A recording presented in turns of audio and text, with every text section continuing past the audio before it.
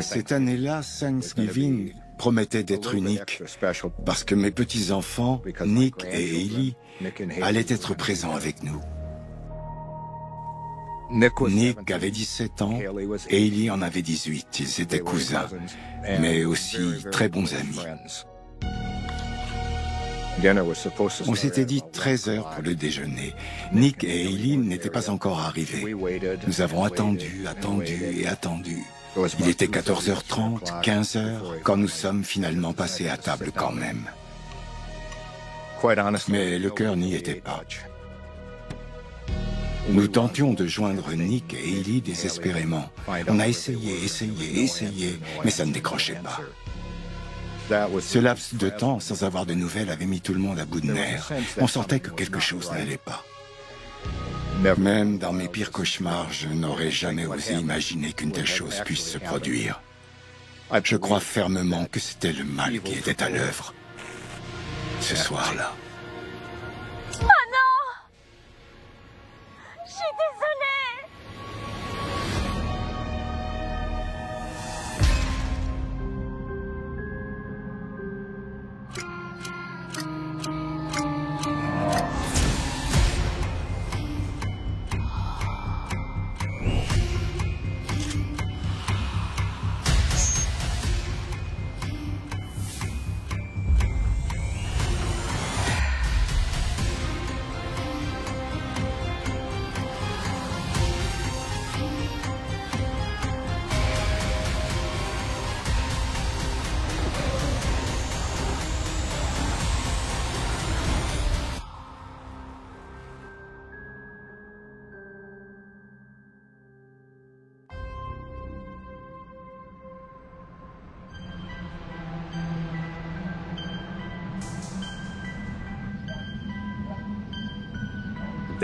Tout a commencé le lendemain de Thanksgiving, le 23 novembre 2012. Je n'étais pas en service ce jour-là.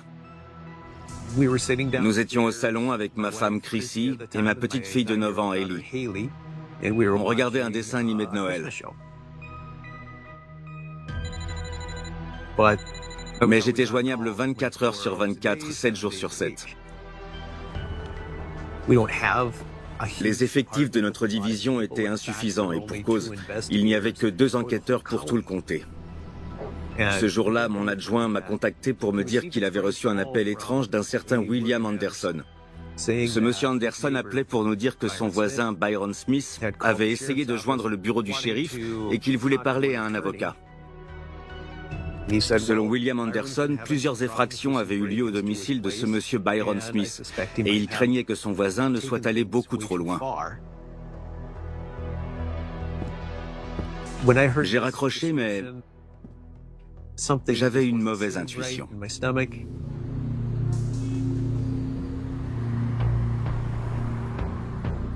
Byron Smith vivait en périphérie de la ville. Le temps de trajet entre le bureau du shérif et le domicile de Byron Smith est de 5 minutes environ. Byron habitait la dernière maison dans cette voie sans issue, Elm Street. Je me suis garé dans son allée et j'ai remarqué qu'il n'y avait pas de véhicule devant chez lui. Ça m'a interloqué. Je me suis demandé où était sa voiture. Je suis sorti de mon véhicule et j'ai vu un homme se présenter devant la maison. Plutôt âgé, les cheveux gris en bataille, il portait une veste et un pantalon en jean. J'ai pensé qu'il venait de se réveiller. Il avait les mains levées au-dessus de la tête. Les victimes qui appellent la police ne se présentent généralement pas les mains en l'air quand on se présente. Ça ne m'était jamais arrivé. Les poils sur ma nuque se sont hérissés. J'ai commencé à me demander ce qui s'était réellement passé ici. Je lui ai demandé de décliner son identité. Il m'a confirmé que c'était Monsieur Smith. Je me torturais les méninges pour savoir comment procéder ensuite. Je lui ai parlé du cambriolage et je lui ai demandé s'il m'autorisait à entrer. Byron a alors ouvert la porte et je l'ai suivi à l'intérieur.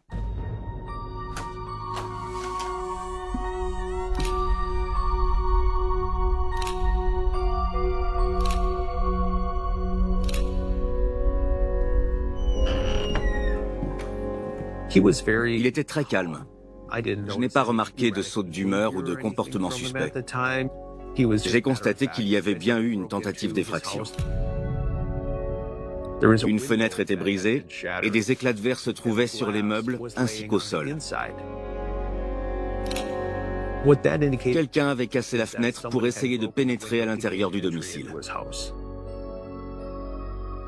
Il nous a indiqué que l'effraction s'était produite le jour de Thanksgiving. J'ai trouvé ça étrange sur le coup qu'il ait attendu le lendemain de Thanksgiving pour signaler le délit.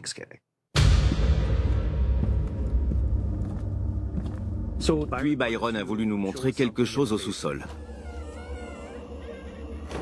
J'ai descendu les marches.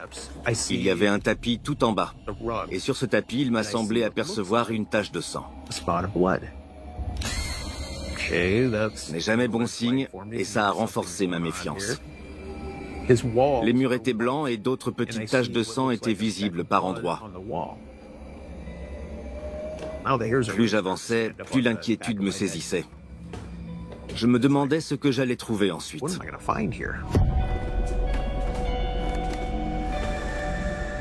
Nous sommes descendus au sous-sol et j'ai remarqué qu'un fauteuil ne semblait pas être au bon endroit. Je ne savais pas pourquoi il était entreposé là, mais il se trouvait entre deux imposantes bibliothèques.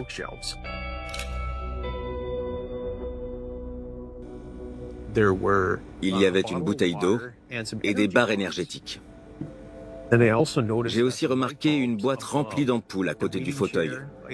Elles avaient été retirées du plafonnier qui était situé au-dessus du fauteuil. Je me suis demandé pourquoi faire une chose pareille. Il m'a dit qu'au moment des faits, il se trouvait dans son fauteuil. Lorsqu'il a entendu des pas, quelqu'un marchait à l'extérieur de chez lui. Puis il a entendu des poignets se tourner. Byron aurait eu tout le temps d'appeler la police pour leur signaler que des intrus avaient essayé de pénétrer chez lui, mais il ne l'a pas fait. Il a dit avoir vu apparaître une personne dans les escaliers. Il a attendu qu'elle descende jusqu'à voir sa taille et il a tiré.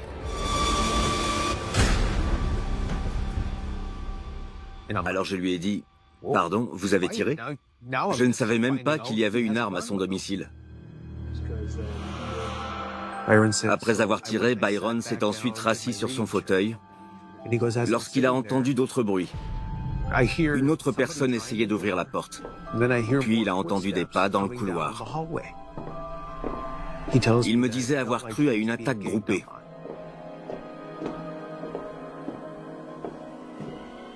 Il a attendu une seconde fois d'apercevoir les jambes de cette autre personne et il a tiré à nouveau.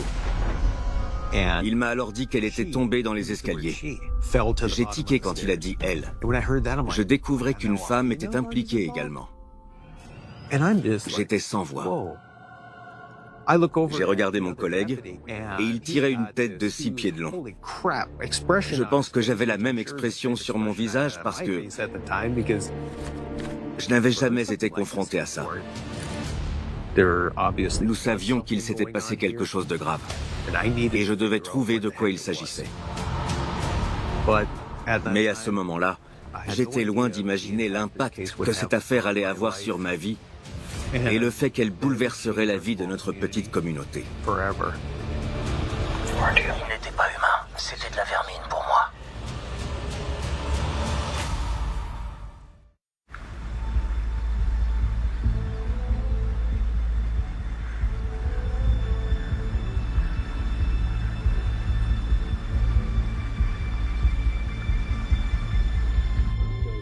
Je me suis demandé si j'avais bien entendu. Byron Smith venait-il vraiment d'admettre qu'il avait exécuté les 2 intrus qui avaient tenté de pénétrer chez lui par effraction? Il était très calme pendant qu'il me parlait. Mais pour moi, ça ne faisait aucun doute. Il ne me disait pas toute la vérité. Je me suis à nouveau approché de la tache de sang sur le tapis, à l'endroit où il disait avoir tiré sur ces 2 personnes. Et le fait qu'il n'y ait pas plus de sang m'a interpellé. Mais alors que M. Smith me donnait plus de détails, j'ai vu qu'il y avait aussi du sang sur sa veste, sur son pantalon et sur ses chaussures. Mais je n'avais pas vu de corps jusqu'ici. Je lui ai demandé de me montrer les corps. Et il m'a dit « Suivez-moi ». Il m'a emmené jusqu'à une porte fermée derrière laquelle se trouvait son atelier. Et j'ai vu les corps, sur le sol, allongés l'un à côté de l'autre. Je ne connaissais pas encore l'identité des victimes, mais le corps de cette femme avait été criblé de balles. L'homme était enroulé dans une bâche. Je ne voyais que ses pieds et le bas de son jean. J'ai dit, « Monsieur Smith, quand les faits se sont-ils produits ?» Il m'a répondu, « Hier à Thanksgiving ». Je lui ai demandé pourquoi il n'avait pas signalé le crime la veille. Smith m'a regardé et m'a dit, « Cette histoire m'avait déjà gâché la journée. Je ne voulais pas gâcher votre Thanksgiving. »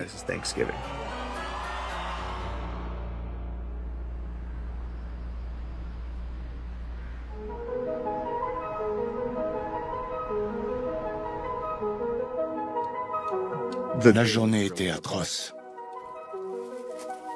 Il était 19 h le soir de Thanksgiving. Les autres enfants de la famille appelaient des connaissances, des amis, pour savoir où pouvaient bien être Nick et Hailey. Le soir de Thanksgiving, je préparais le repas avec ma famille lorsque j'ai reçu un appel inquiétant de la sœur de Nick qui me demandait si j'avais des nouvelles de lui. C'est là que j'ai pensé qu'il leur était arrivé quelque chose. Disons que ça n'a pas été une bonne soirée. Little Falls est une petite ville. Les disparitions d'adolescents n'ont pas lieu ici. Little Falls est une petite ville tranquille. La population est de 8000 habitants. Nous sommes situés à 2 heures de route de Minneapolis et de Saint Paul, dans les terres du Minnesota. Little Falls n'a pas grand-chose à offrir aux jeunes. Que font les adolescents ici? Ils s'attirent des ennuis. On était censé se voir ce matin-là avec Nick, mais je n'ai jamais eu de ses nouvelles. On se voyait hyper régulièrement. C'était plus un frère qu'un ami d'ailleurs. Si vous aviez eu une mauvaise journée et que Nick était dans les parages, alors ça allait vite s'arranger. Il trouvait toujours un moyen de vous réconforter. Il arrivait toujours à mettre une bonne ambiance. En grande majorité, les gens appréciaient Nick. Je vous le dis très franchement, Nick était rayonnant. Hailey était toujours très polie, très gracieuse. On pouvait lire la gentillesse sur son visage. S'il y a bien une chose qu'elle n'aurait jamais faite, c'est de manquer de respect à quelqu'un. Elle était adorable. Ce n'était pas leur genre à tous les deux de ne pas répondre. C'était inimaginable. Où êtes-vous?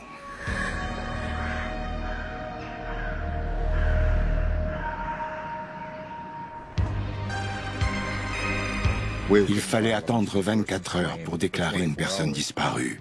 C'est ce que nous avons fait.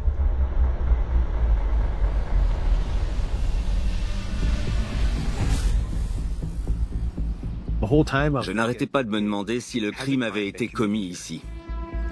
Je savais que M. Smith avait le droit de se défendre sur sa propriété. Il pouvait utiliser une arme à feu chez lui. C'est dans le cadre de la loi. Mais le problème, c'était que les victimes n'étaient pas armées. En outre, Byron avait attendu plus de 24 heures pour nous appeler au sujet des corps, ce qui est interdit, au même titre que de les déplacer. Il avait contaminé des preuves. Il n'avait pas appelé la police pour signaler la fusillade, ni même le cambriolage qui s'était produit. J'ai donc décidé de le mettre en état d'arrestation. Ce à quoi M. Smith m'a répondu, « Très bien, je comprends. Vous ne faites que votre travail. J'ai fait le tour de la maison et j'ai remarqué des caméras de surveillance. Ça m'a mis la puce à l'oreille et je me suis demandé s'il y avait des images de ce qui s'était produit. De retour au bureau du shérif, les agents ont placé Byron Smith en salle d'interrogatoire. Ils sont sortis quelques instants et l'ont observé seul dans la pièce, derrière le miroir sans teint. Il était silencieux et ne laissait rien transparaître. Les policiers ont trouvé ça curieux. Il n'a pas demandé d'avocat, il n'a voulu appeler personne. Les enquêteurs ont vite remarqué que quelque chose était étrange dans son comportement. Ils voulaient savoir si Smith avait dit toute la vérité. S'il s'agissait bien de légitime défense ou bien d'un meurtre de sang-froid. Dans le même temps, nous avons été contactés par 2 patrouilleurs de la police du Minnesota. Ils avaient remarqué un fait étrange. Un véhicule s'était garé devant leur QG la veille, le jour de Thanksgiving, et ils ne savaient pas à qui il appartenait. Alors ils ont cherché la plaque dans le logiciel, et le propriétaire n'était autre que Byron Smith. Qu'est-ce que le véhicule de Smith faisait garer devant les quartiers d'un patrouilleur de la police? Au départ, quand l'information a commencé à se propager, le public était du côté de Smith. Il y a eu un élan de solidarité parce qu'il était chez lui et qu'il défendait sa propriété. Ça a commencé comme un simple fait divers, mais très vite, les journaux en ont parlé et chacun a choisi un camp. Le sujet était devenu extrêmement sensible. Nous avons reçu un appel au central peu de temps après l'arrestation de Byron Smith. C'étaient les parents des 2 jeunes, Nicolas Brady, 17 ans, et Hailey Kiefer, 18 ans, tous 2 cousins. Ils nous ont déclaré au téléphone que les 2 adolescents avaient disparu depuis une journée. Nous leur avons demandé une description détaillée et ça correspondait en tout point aux 2 jeunes personnes qui se trouvaient dans le sous-sol de Byron Smith.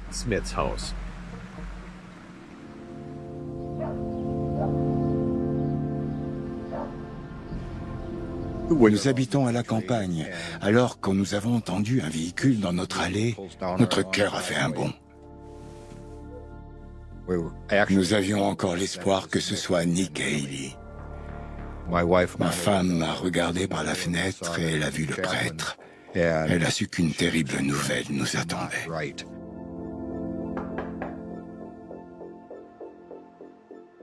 Bonjour. L'agent de police et le prêtre nous ont dit que Nick et Hailey avaient été tués par balle en cambriolant une maison, sans nous donner plus de détails. Je me suis tout de suite demandé pourquoi ils s'étaient introduits dans une maison. Nous étions anéantis.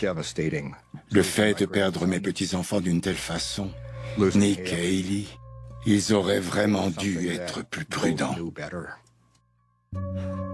Thanksgiving n'a plus jamais été pareil après ça. Voilà. J'essaie de garder mon calme, excusez-moi.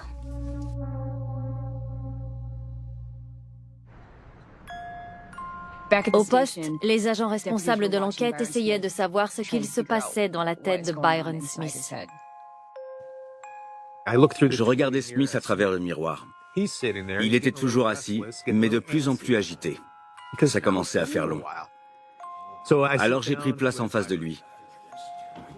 Byron, la raison pour laquelle je vous ai arrêté vous a été expliquée à votre domicile. Est-ce exact? À cause des corps, ce qui est une bonne raison. Je ne savais pas grand-chose de Byron Smith, à part son âge, 64 ans, qu'il était retraité et qu'il vivait seul. Est-ce que vous vivez seul ou avec quelqu'un? Je vis seul. Maman est décédée il y a 3 ans de cela. Il m'a dit qu'il avait grandi dans cette maison qui avait appartenu à sa famille. Avant de prendre sa retraite, il travaillait comme installateur de caméras de surveillance dans les ambassades du monde entier. C'était son métier. Smith était plutôt du genre solitaire.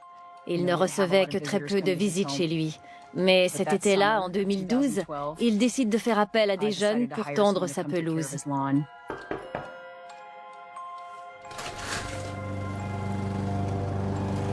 C'étaient des jeunes qui venaient.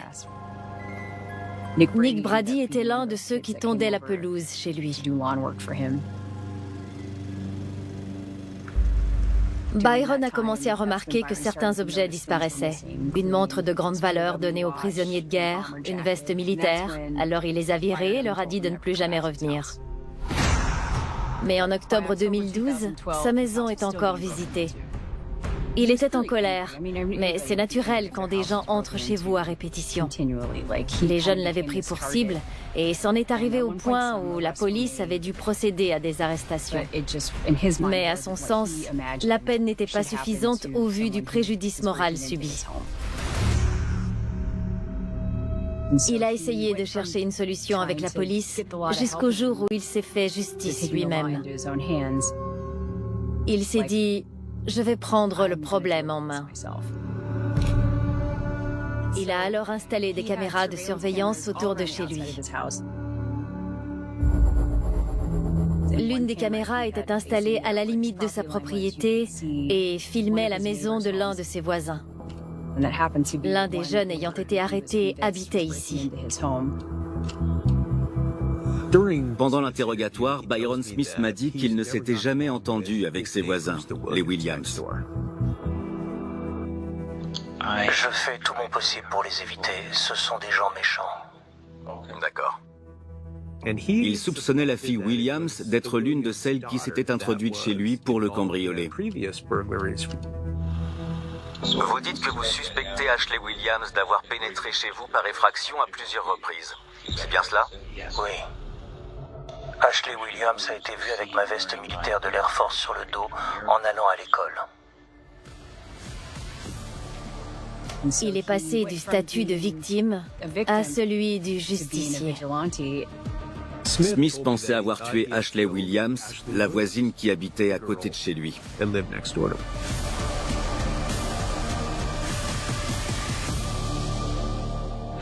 Je ne devrais pas être impliqué ni mentionné.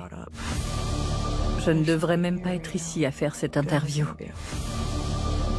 Il y a longtemps, il faisait bon vivre sur Elm Street. Mais Byron Smith est un homme cruel et sans cœur. Il avait une véritable haine vis-à-vis de moi. Je ne me sentais pas en sécurité en le sachant à côté. C'était à moi qu'il voulait faire ces choses.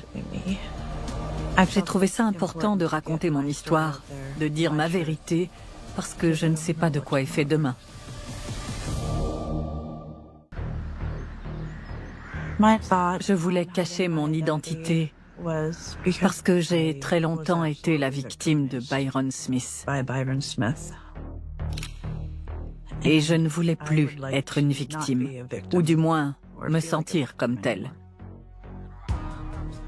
Ces accusations n'avaient aucun sens. C'était de purs mensonges. Je n'ai jamais été arrêté pour cambriolage ou pour effraction, et mon casier judiciaire est vierge. Je n'ai jamais rien volé à personne et je ne le ferai jamais. Je me souviens une fois en primaire, j'ai sonné chez lui pour lui vendre des cookies en vue d'un voyage scolaire. Et il m'a envoyé bouler. C'est la seule et unique fois où je me suis tenue devant chez lui. Je ne me sentais pas en sécurité avec un voisin comme lui. Plus jeune, nous avions des chats et un chien. Ils ont tous disparu en se promenant sur sa propriété. Je pense qu'il les a tués pour cette simple raison. J'aurais aimé connaître les motifs de sa colère envers moi.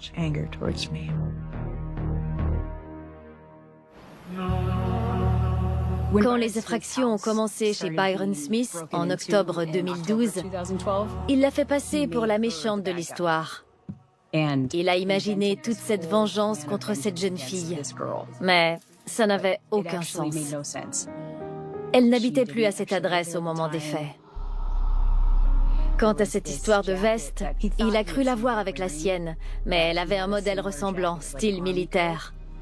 Toute cette histoire d'affaires volées ne tenait pas la route.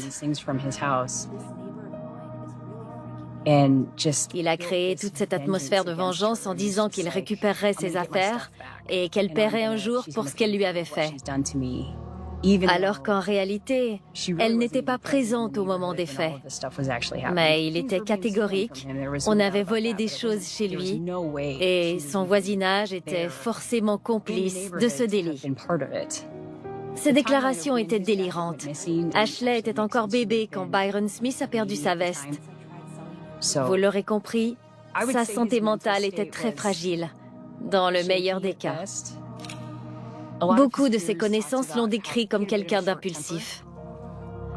Apparemment, il est arrivé que des enfants se moquent de lui pour le provoquer et pour voir quelle allait être sa réaction. Tout le monde a une limite. Tout le monde a ses faiblesses. Et depuis tout petit, je ne supporte pas d'être acculé par un groupe. Il était de plus en plus instable mentalement et la situation ne demandait qu'à déraper.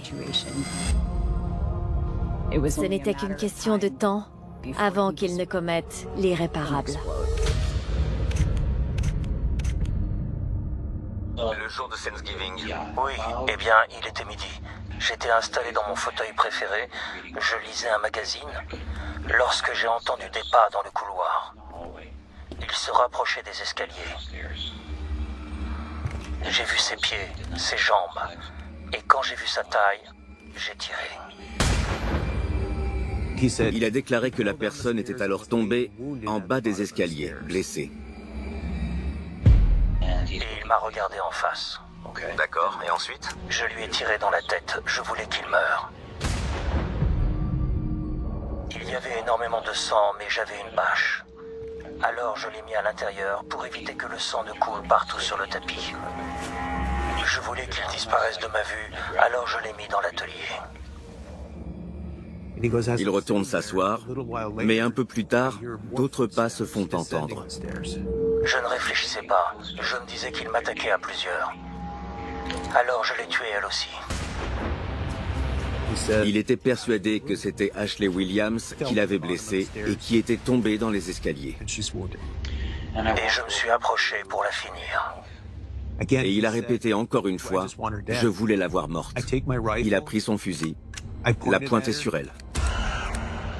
Le fusil s'est enrayé. Elle a rigolé en entendant le clic de l'arme. Elle a ri de moi. Elle avait dépassé les bornes. Enfant, il se faisait harceler par ses camarades. C'est comme si toute cette rage était ressortie en cet instant. Il s'est inventé un scénario dans sa tête. Il y a une autre limite. Quand quelqu'un se moque de vous, alors que vous la tenez en joue. Il a alors pris son arme de poing, il l'a visée à la poitrine et il a tiré à plusieurs reprises. Elle faisait semblant de ne plus pouvoir respirer. Et malgré toute cette haine que j'avais pour eux, ils ne méritaient pas de souffrir. Je ne voulais pas qu'ils souffrent. Alors, j'ai fini le travail avec un tir fatal. Et elle a tressailli au moment de mourir. C'était la première fois que je voyais cela chez un être humain. Mais il se passe la même chose chez les castors et les cerfs. Ok. Je n'avais pas les mots. Il a attendu qu'elle arrête de bouger, puis il l'a enveloppée dans la bâche et il l'a installée près de Nick. Il a ensuite déclaré s'être assis avec les deux corps, de peur que les Williams fassent irruption chez lui avec des armes à feu, pour le tuer.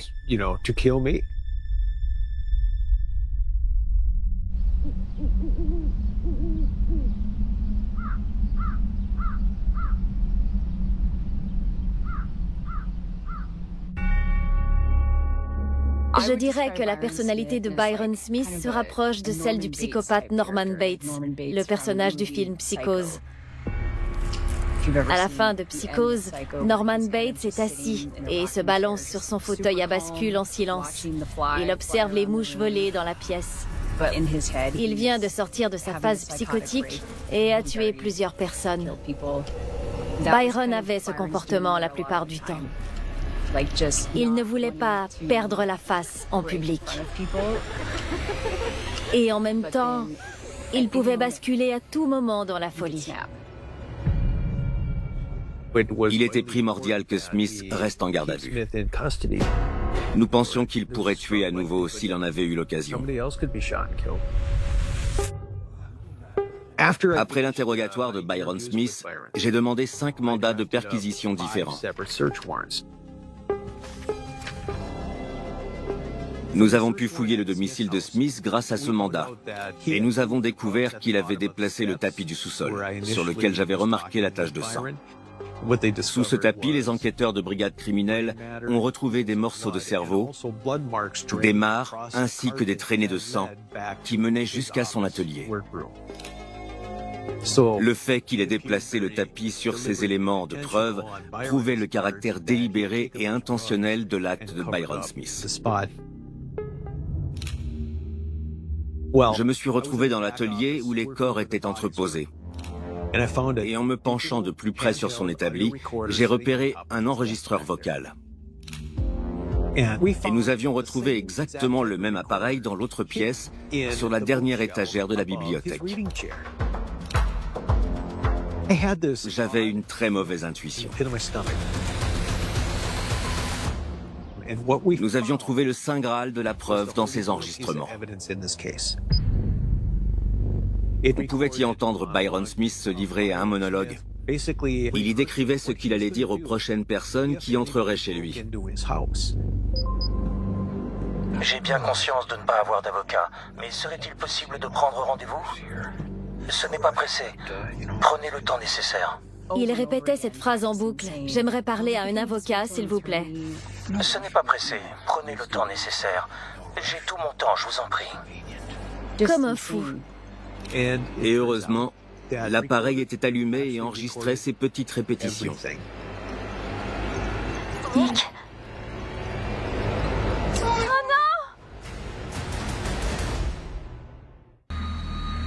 J'avais 5 mandats de perquisition et je devais rencontrer le procureur de justice du comté au domicile de Byron Smith afin de lui apporter des preuves capitales pour le dossier.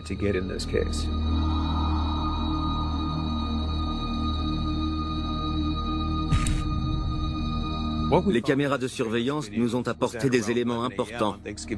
Le jour de Thanksgiving, on y voit Smith quitter son domicile à bord de sa camionnette. Un peu plus tard, nous le voyons rejoindre son domicile à pied en sortant du bois. Il avait éloigné son véhicule pour que la maison semble vide. Il y a beaucoup de chasseurs ici dans le Minnesota. Et c'est ce qu'ils font. Ils font le plein de provisions, choisissent un endroit où attendre, et ils peuvent rester des heures à patienter qu'une proie se présente. J'ai eu ce sentiment avec Byron. Il s'est assis dans son sous-sol, au beau milieu de la journée, dans le noir complet, à attendre que quelqu'un entre chez lui. Il avait pris soin de déplacer son véhicule pour surprendre les intrus et les tuer. On passe une autre étape dans le vice. Ce que nous avons découvert sur cet enregistreur confirmait ce que nous avions suspecté en plaçant Smith en état d'arrestation. Il s'agissait d'un meurtre et non de légitime défense.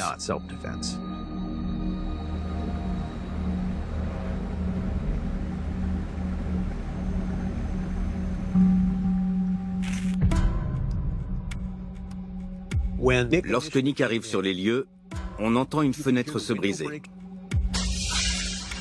Puis des bruits de pas de plus en plus proches en direction du sous-sol. Et un tir. Le premier coup de feu est tiré sur Nick.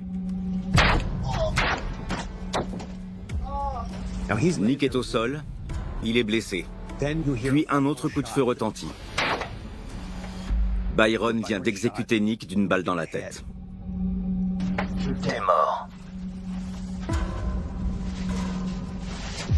Ensuite, on l'entend traîner le corps sur le sol jusqu'à son atelier. Un peu plus tard, nous voyons la cousine de Nick, Hailey, arriver sur place. Mais c'est la dernière image que nous avons d'elle sur ces vidéos. Smith s'est rassis sur son fauteuil, mais ce qu'il s'est abstenu de me dire, c'est qu'il avait rechargé son arme. 11 minutes plus tard, Hayley entre dans la maison. Elle se présente en haut des escaliers et on peut l'entendre murmurer. Nick. Elle descend doucement les marches à la recherche de son cousin. Et on entend à nouveau un tir.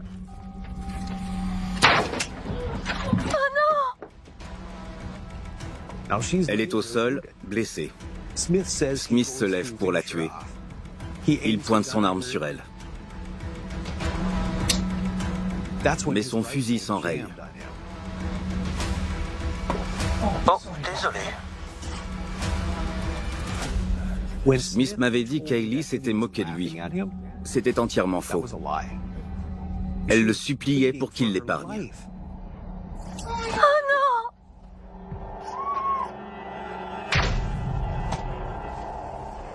Sale chienne.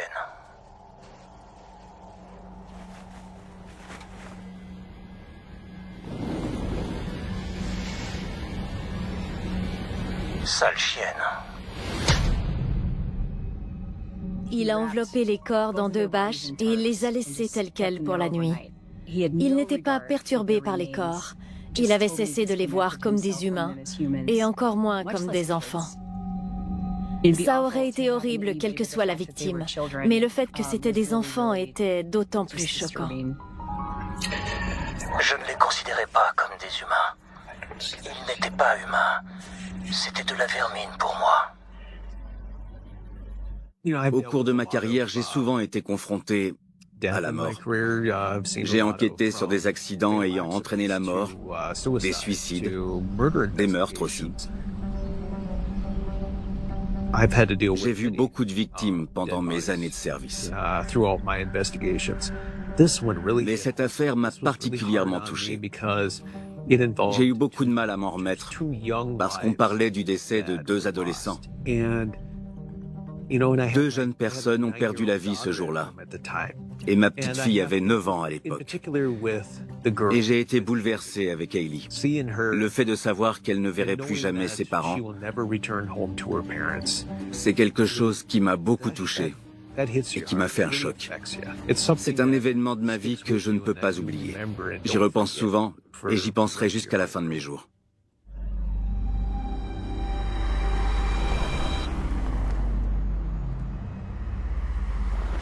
Il a d'abord été visé par 2 chefs d'accusation pour meurtre au 2e degré. Puis un grand jury a revu les chefs d'accusation pour requalifier les meurtres au 1er degré. Quand le procès a commencé, peu de journalistes ont couvert les audiences. Nous n'étions qu'une poignée. Il m'arrivait de croiser Byron Smith et de lui dire bonjour. Il avait l'air très gentil en apparence. Il n'était pas très loquace et avait l'air très doux.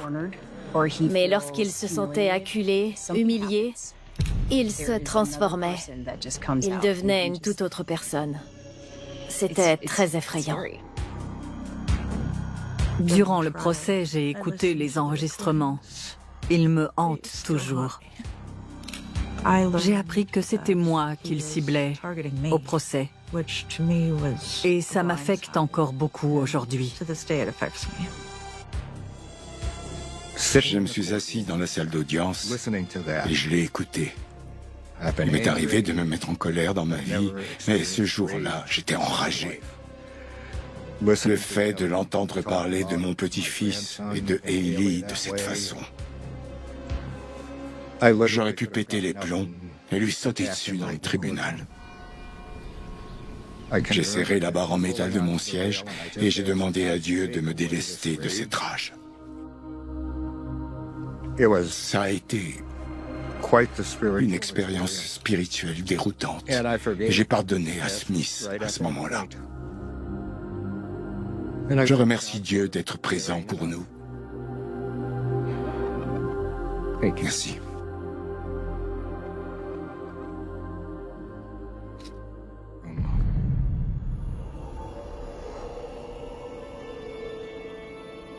C'est un monstre. Une personne normalement constituée n'aurait jamais fait une telle chose. Je n'ai que ce mot pour le qualifier, un monstre. Il voulait être juge, juré et bourreau. Hailey recherchait Nick. Elle n'était pas mal intentionnée. Elle ne faisait que chercher son cousin. Et c'est elle qui a subi la rage inouïe de Smith. Le procès de Byron Smith s'est ouvert aujourd'hui. Le procureur et les avocats de la défense présentent l'affaire sous deux angles opposés. Les avocats de la défense soutiennent la thèse de la légitime défense. Les jurés ont considéré qu'il y avait 4 chefs d'accusation à l'encontre de Byron Smith, dont 2 meurtres au premier degré. Smith a été jugé et condamné pour ces 2 chefs d'accusation de meurtre au premier degré et a été condamné à la prison à vie. Cette affaire a fait jurisprudence dans l'État du Minnesota en matière de légitime défense. Les médias ont beaucoup parlé de cette affaire, et notamment de la loi dite de la doctrine du domicile. Vous êtes chez vous, un intrus entre, vous êtes en droit de lui tirer dessus. C'est ce qu'on appelle la doctrine du domicile au Minnesota. L'opinion publique était divisée. Des gens en voiture passaient devant chez nous pour nous insulter. C'était dur à supporter pour ma famille. Et ma femme en a eu assez. Elle a demandé le divorce et je me suis retrouvé seul. Je me souviens de balades en ville où les gens m'interpellaient pour me dire que c'était ma faute ou celle de ma famille. J'ai même porté un gilet pare-balles pour tout vous dire. Des gens me suivaient dans la rue. Je voyais les commentaires de tous ces gens en ligne qui soutenaient Byron et leurs opinions au sujet de Nick et de Hailey. J'aurais aimé pouvoir raconter mon histoire plus tôt. C'est un homme cruel et sans cœur. On a l'habitude de dire que la ville est divisée, mais je pense qu'elle est triste. Quand il se passe un fait divers, il y a toujours 2 versions de l'histoire. Il faut être assez ouvert d'esprit pour comprendre les 2 parties. Monsieur Smith voulait se venger et il se fichait de la façon dont il y parviendrait. J'ai déjà été cambriolé. Je sais qu'on se sent envahi dans son intimité, mais ce n'est que du matériel, des choses que l'on peut remplacer. Arracher une vie humaine, c'est extrêmement différent. Si je pouvais dire un mot à Nick et Hailey, ce serait qu'il me manque, comme à tout le monde, et que la vie n'est plus la même ici. J'aurais aimé que Nick soit condamné pour ce délit, qu'il en tire une leçon et qu'il continue sa vie. Hailey aurait fait sa petite vie et trouvé le bonheur. Elle était adorable, si vous saviez. Il y aurait eu des centaines de prétendants à ses pieds si elle avait décidé un jour de se marier. La personnalité de Nick lui aurait permis de faire de grandes choses. Il me manque, oui, chaque jour. Pas un jour ne passe sans que je ne pense à eux et que je ne revoie leur sourire dans mes souvenirs.